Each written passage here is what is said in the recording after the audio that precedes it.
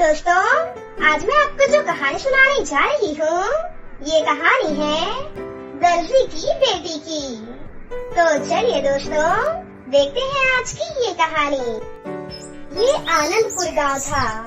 वो गांव बहुत ही खुशहाल था। सभी लोग बहुत अच्छे थे और अपने अपने कामों में व्यस्त रहते थे। गांव के चौराहे के पास बच्चे खेला कूदा करते थे।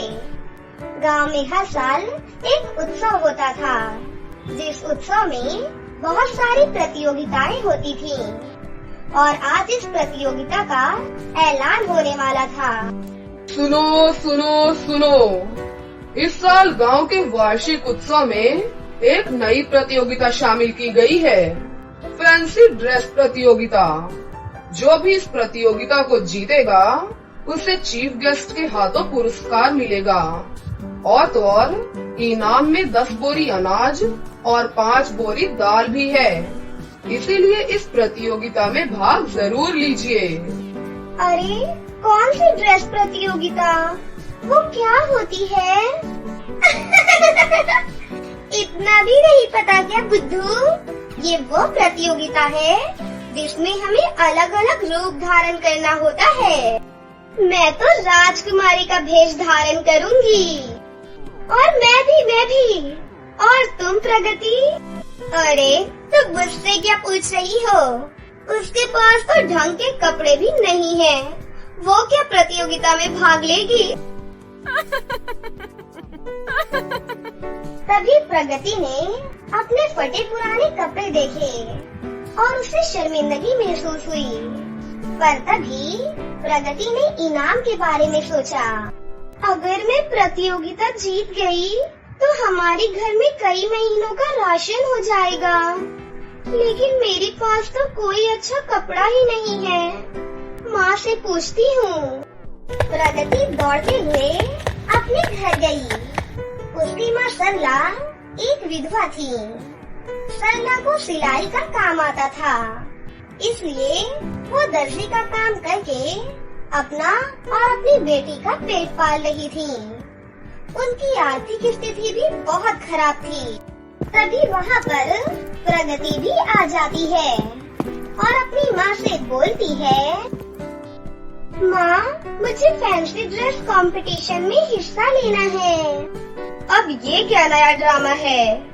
तू तो हमारी परिस्थिति जानती है ना प्रगति? हाँ माँ, पर माँ इनाम 10 बोरी अनाज और 5 बोरी दाल का है। यही सुनकर मैंने सोचा कि अगर मैं जीत गई तो कई महीनों का अनाज हमारे पास होगा। और तो और आपको तो कपड़े भी सिलने आते हैं ना माँ? कपड़े सिलने तो आते हैं बेटा, पर सिलने के लिए हमारे पास कपड़े कहाँ हैं? मेरे पास तो बस सफेद साड़ियाँ हैं। अगर उससे तुम्हारे लिए कुछ सिलना हो तो बता दो मुझे। फिर प्रगति सोचने लगी कि सफेद साड़ियों की ड्रेस तो अच्छी नहीं लगेगी। तभी उसे एक आइडिया आया। माँ मैं परी बन सकती हूँ, लेकिन परियां तो रंग बिरंगी ड्रेस पहनती है ना माँ? हाँ, और परियों की ड्रेस पर बहुत सारी सजावट भी होती है। लेकिन बेटा हमारे पास रंग बिरंगे कपड़े कहाँ से आएंगे? आप चिंता मत कीजिए माँ, मैं कुछ न कुछ कर लूंगी। अच्छा ठीक है बेटा। अगले दिन प्रगति खेलते खेलते जंगल में चली गई। वो अक्सर जंगल जाया करती थी। उसे तितलियों का पीछा करना और हिरणों के साथ खेलना बहुत पसंद था। और यूं ही वो जंगल के अलग भाग में चली गई। अरे ये कौन सी जगह है? मैं पहले यहाँ कभी भी नहीं आई हूँ। उस जगह बहुत सारे रंग बिरंगे फूल थे और बीच में एक बड़ा सा पेड़ भी था। वाह, ये कितने खूबसूरत फूल हैं। काश मुझे इनकी तरह रंग बिरंगे कपड़े भी मिल जाए। तभी अचानक वो पेड़ बोलने लगता है। बिल्कुल मिल जाएगा। अरे ये कौन बोला? अरे यहाँ मैं।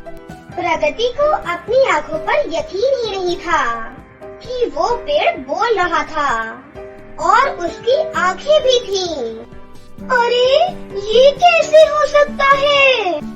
बिल्कुल हो सकता है, क्योंकि तुम जादुई जंगल में हो। मैं जानता हूँ कि तुम्हें फैंसी ड्रेस कंपटीशन में परी बनना है। अरे तुम बोल भी सकती हो, मतलब तुम आम पेड़ नहीं हो बल्कि एक जादुई पेड़ हो। तो क्या तुम अपने जादू से मुझे परी का ड्रेस दे सकती हो? ना ना ना, मैं परी माता थोड़ी ना हूँ जो मैं जादू से उनका ड्रेस तुम्हें दे सकूं। पर मैं तुम्हारी मदद कर सकता हूँ। लेकिन वो कैसे? तुम रुको, मैं तुम्हें अभी जादुई रंग बिरंगे कपड़े देता हूँ। क्या सच में? हाँ बिल्कुल सच में। अरे वाह! उसके बाद जादुई पेड़ प्रगति को जादुई रंग बिरंगे कपड़े दे देता है। आपका बहुत बहुत शुक्रिया बोलने वाले पेड़। मुझे खुशी हुई कि मैं तुम्हारी मदद कर सका। All the best. फिर प्रगति वो कपड़े लेकर घर वापस चली गई। अरे प्रगति बेटा, क्या हुआ? तुम्हें कपड़ा मिला कि नहीं? माँ ये देखिए, मैं रंग बिरंगे कपड़े लेकर आई हूँ। लेकिन बेटा ये तुम्हें कहाँ मिला? माँ आप ये सब छोड़िए, बस आप जल्दी से ड्रेस बनाना शुरू कीजिए। हाँ हाँ ठीक है बेटा।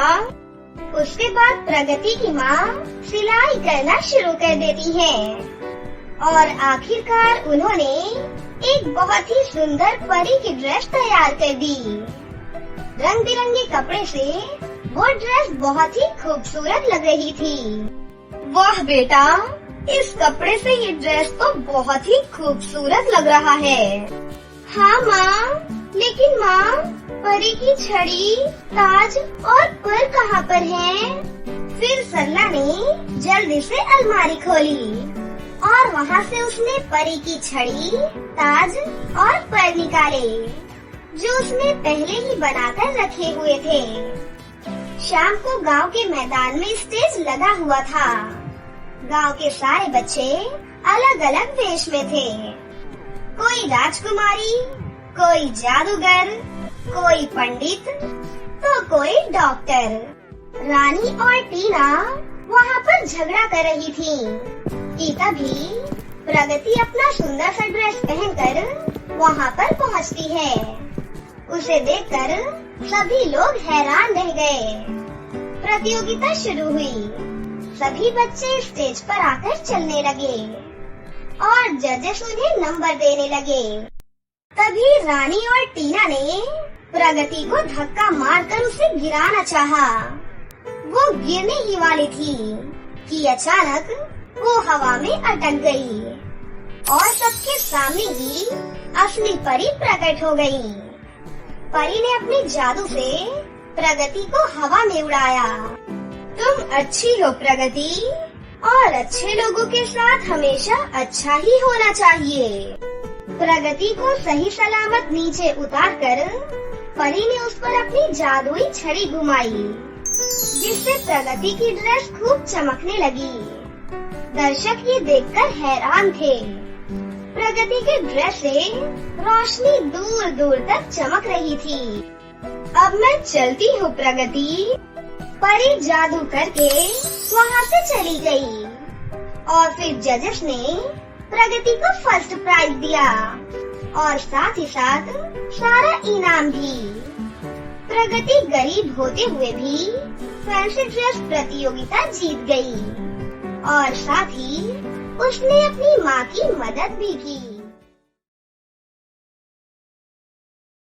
एक बार की बात है, किसी गांव में सोनम अपनी माँ रेखा और पिता विकास के साथ रहती थी। सोनम दिखने में बहुत खूबसूरत थी और उसे घर के सारे काम भी बहुत अच्छे से आते थे। एक दिन सोनम के पापा उसके पास आते हैं और सोनम से कहते हैं, सोनम बेटी, अब तो तुम्हारी 12वीं की पढ़ाई पूरी हो गई है। अब तुमने आगे के लिए क्या सोचा है? पापा मैं सोच रही हूँ कि आगे की पढ़ाई करने के लिए मैं शहर चली जाऊँ। आपकी इस बारे में क्या राय है पापा? अगर तुम शहर जाकर पढ़ाई करना चाहती हो तो तुम जा सकती हो, लेकिन उससे पहले मैं अभी इस बारे में तुम्हारी मम्मी से बात करके आता हूँ, क्योंकि इस बारे में तुम्हारी मम्मी की राय जानना भी बहुत जरूरी है। हाँ पापा, आप बिल्कुल सही कह रहे हैं। आप दोनों की मर्जी होगी तभी मैं आगे चलकर कुछ अच्छा कर पाऊंगी। वैसे भी पापा, गांव में रहकर कुछ भी नहीं हो पाएगा। मेरी गुड़िया रानी जो चाहेगी वही होगा। इतना कहकर सोनम के पापा रेखा के पास जाती हैं और उससे कहते हैं, अरे सुनती हो भाग्यवान, हमारी बेटी शहर जाकर पढ़ाई करना चाहती है। तुम कहो तो मैं उसे शहर भेज दूं। अरे हाँ, क्यों नहीं। वैसे भी हमारी बेटी पढ़ाई में बहुत समझदार है, इसलिए हमें उसे शहर भेज देना चाहिए। शहर जाएगी तो हमारी बेटी का भविष्य संवर जाएगा। मैं अगले हफ्ते ही शहर जाने की टिकट बुक कर लेता हूँ। ऐसे ही एक हफ्ता बीत जाता है और सोनम अपने पापा के साथ शहर आ जाती है। सोनम के पापा शहर में उसके रहने के लिए एक घर ढूंढ लेते हैं और उससे कहते हैं, बेटा सोनम, आज से तुम इस घर में रहना और अच्छे से पढ़ाई करना। पैसों की चिंता बिल्कुल भी मत करना बेटा। मैं हर महीने टाइम से तुम्हें पैसे भेजता रहूँगा। चलो अब मैं चलता हूँ, तुम यहाँ अपना अच्छे से ध्यान रखना। इतना कहकर सोनम के पापा गांव वापस लौट जाती हैं। सोनम के लिए शहर का माहौल कुछ अलग था, इसलिए वो पहले शुरुआती दिनों में थोड़ी घबराई हुई सी रहती थी। सोनम के घर के पास एक आलिया नाम की लड़की रहती थी। आलिया सोनम के पास आती है और उससे कहती है, हेलो, तुम यहाँ नई आई हो क्या?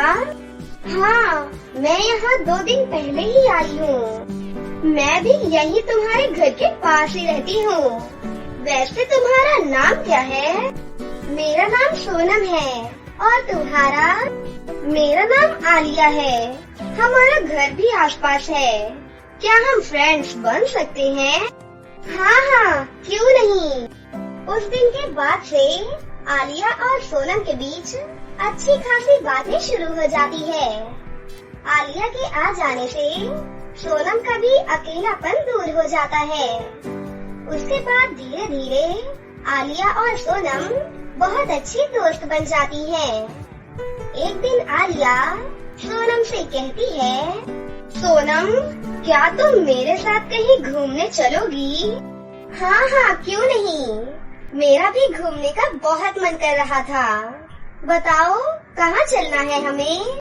चलो देखते हैं, यहीं कहीं आसपास से घूमकर आ जाएंगे। उसके बाद दोनों सहेलियाँ घूमते घूमते जंगल की गुफा के पास आ जाती हैं। गुफा को देखकर आलिया कहती है, सोनम, वो देखो गुफा। चलो गुफा के अंदर चलकर देखते हैं। उसके बाद दोनों सहेलियाँ गुफा के अंदर चली जाती हैं। गुफा के अंदर बहुत देर तक घूमने के बाद सोनम को एक परी दिखाई देती है। परी को देखकर दोनों सहेलियाँ उसके पास जाती हैं और परी से पूछती हैं, आप तो परी हो ना, लेकिन आप यहाँ क्या कर रही हो? क्या आपको किसी की मदद की जरूरत है? क्या तुम मेरी मदद कर सकती हो? जी हाँ परी जी, बताइए आपको क्या मदद चाहिए? बेटी, मैं परी लोक से पृथ्वी लोक घूमने आई थी। यहाँ से थोड़ी दूरी पर एक नदी पड़ती है। मैं अभी कुछ समय पहले उसी नदी के पास बैठी थी। तभी अचानक वहाँ पर एक जादूगरनी आई और मुझसे युद्ध करने लगी। जादूगरनी से युद्ध करते समय मैंने अपनी जादुई चक्की को नदी में डाल दिया। मेरी सारी शक्तियाँ मेरी जादुई चक्की में है। मैं अभी जादूगरनी की कैद में हूँ, जिसकी वजह से मैं नदी के पास जाकर अपनी जादुई चक्की नहीं ला सकती हूँ। भला नदी हम दोनों पर विश्वास करके आपकी जादुई चक्की हमें क्यों देगी? तुम्हें नदी में से 2 जादुई चक्की मिलेंगी। तुम्हें अपनी बुद्धि से किसी एक चक्की को मेरे पास लाना होगा। परी की पूरी बात सुनने के बाद सोनम और आलिया दोनों नदी की तरफ जाने लगती हैं। कि तभी आलिया सोनम से कहती है, सुनो सोनम, मैं तुम्हारे साथ उस नदी के पास नहीं जाऊंगी। क्यों? क्या हो गया तुम्हें? नहीं, मैं नहीं जाऊंगी। मुझे बहुत डर लग रहा है।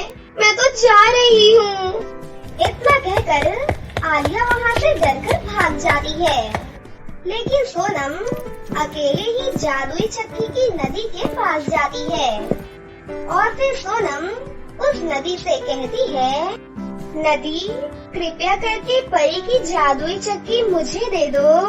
सोनम के इतना कहते ही वहाँ 2 जादुई चक्की प्रकट हो जाती हैं।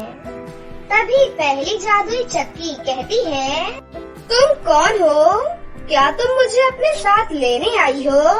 चलो, तुम मुझे अपने साथ ले चलो। मैं तुम्हें बहुत सारा पैसा और सोना चांदी दूंगी। तभी दूसरी जादुई चक्की कहती है, नहीं नहीं सोनम, तुम मुझे ले चलो। मैं तुम्हें बहुत सारा अच्छा खाना और अच्छे कपड़े और मेकअप किट भी दूंगी। नहीं, मुझे तुम दोनों से कुछ भी नहीं चाहिए। मैं बस यहाँ पर परी की जादुई चक्की लेने आई हूँ। अरे, हम भी तो जादुई चक्की ही है ना। तुम हमें अपने साथ लेकर चलो। परी के बारे में इतना मत सोचो, अपने बारे में सोचो और हमें अपने साथ लेकर चलो। नहीं, मैं परी के साथ विश्वासघात नहीं कर सकती हूँ। मुझे तो लगता है तुम दोनों परी की जादुई चक्की हो ही नहीं। इतना कहकर सोनम वहाँ से जाने लगती है। तभी पहली जादुई चक्की सोनम को बुलाती है और उससे कहती है, रुको सोनम, मैं ही परी की जादुई शक्तियों वाली चक्की हूँ। हम दोनों सिर्फ तुम्हारी परीक्षा ले रहे थे। तुम अपनी परीक्षा में पास हुई, इसलिए अब तुम परी की मदद करने के लिए हम दोनों को अपने साथ ले जा सकती हो। पहली जादुई चक्की की बात सुनकर सोनम बहुत ही खुश हो जाती है और उन दोनों को अपने साथ गुफा में ले जाती है। उसके बाद पहली जादुई चक्की से परी की सारी शक्तियाँ वापस आ जाती हैं। फिर परी उस जादूगरनी पर हमला करके खुद को जादूगरनी के चंगुल से छुड़ा लेती है। फिर परी सोनम से कहती है, बेटी सोनम, तुम्हारा बहुत बहुत धन्यवाद। आज तुम्हारी वजह से ही मैं उस दुष्ट जादूगरनी के चंगुल से निकल पाई हूँ। मैं तुमसे बहुत खुश हुई, इसलिए मैं तुम्हें कुछ देना चाहती हूँ। सोनम, मैं तुम्हें ये जादुई मेकअप किट की चक्की देना चाहती हूँ। तुम इस जादुई मेकअप किट की चक्की से ढेर सारे मेकअप किट मांग सकती हो और तो और तुम इससे जो भी मांगोगी तुम्हारी सारी इच्छा पूरी हो जाएगी। इतना कहकर परी वहाँ से चली जाती है। परी से इनाम पाकर सोनम बहुत खुश होती है और खुशी खुशी अपने घर वापस चली जाती है। उस दिन के बाद से सोनम जादुई मेकअप किट की चक्की के साथ हंसी खुशी से रहने लगती है।